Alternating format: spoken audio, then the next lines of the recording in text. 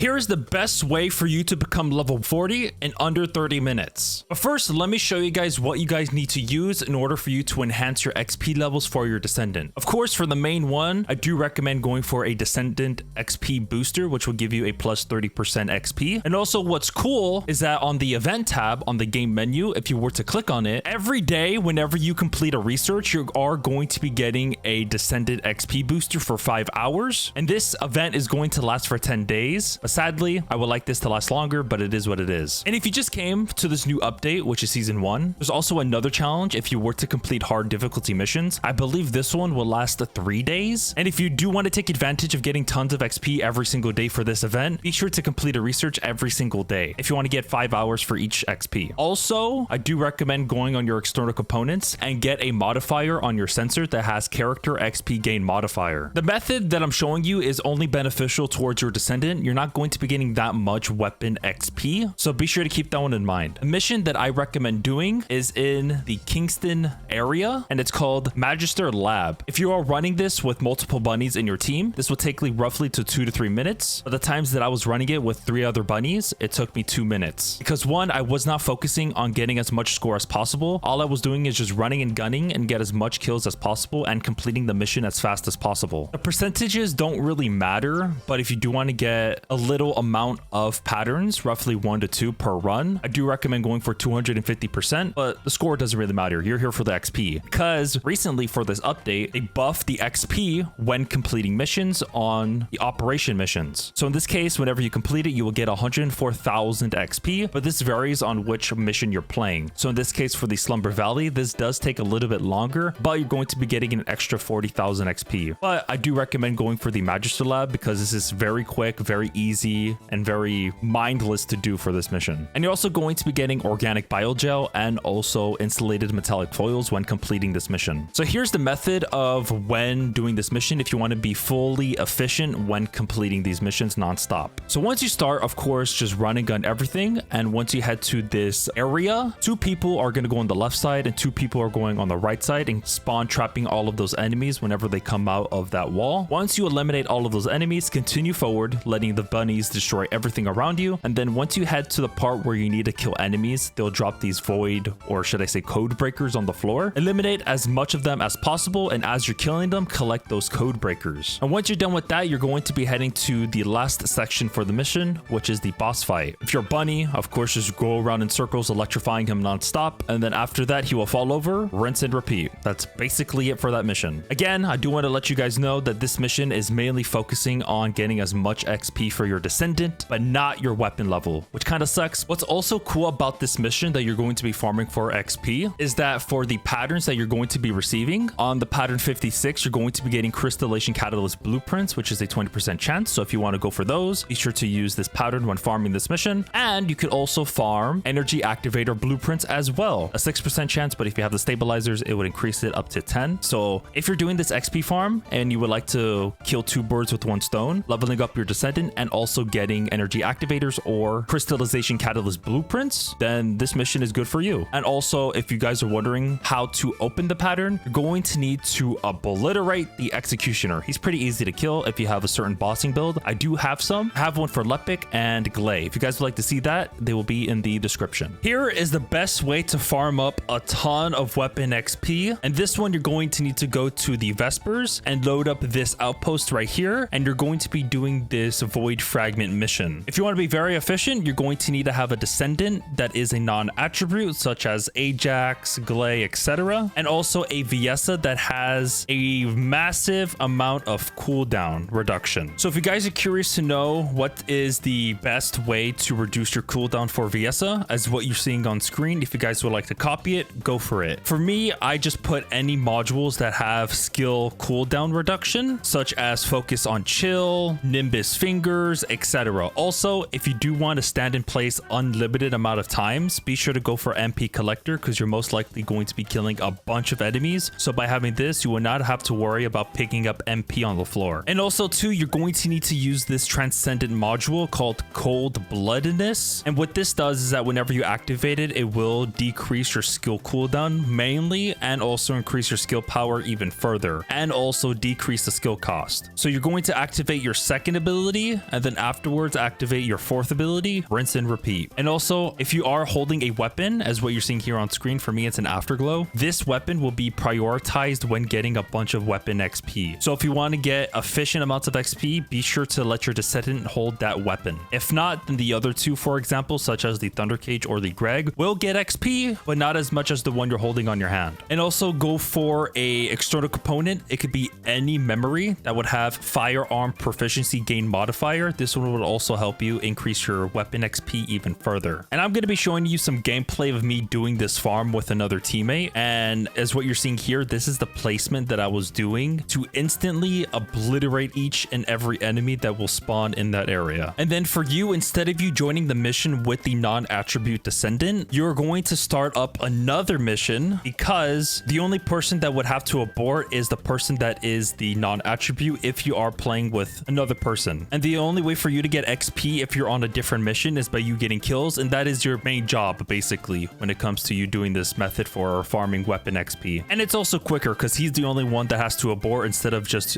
you and him. If you guys would like to see videos that are straight to the point, no BS whatsoever, I do really appreciate if you would subscribe to the channel and also hit that like button. Hope you guys have a good rest of your day, evening, or afternoon. And what are your thoughts on the season 1 update? Do you hate it? Do you like it? Let me know in the comments. For me, it's a bit mid, but it is what it is. I'm pretty sure they're going to update it as we go, so it's going to get even better. But these are just my thoughts, and I would like to know yours in the comments. Have a good rest of your day and take care.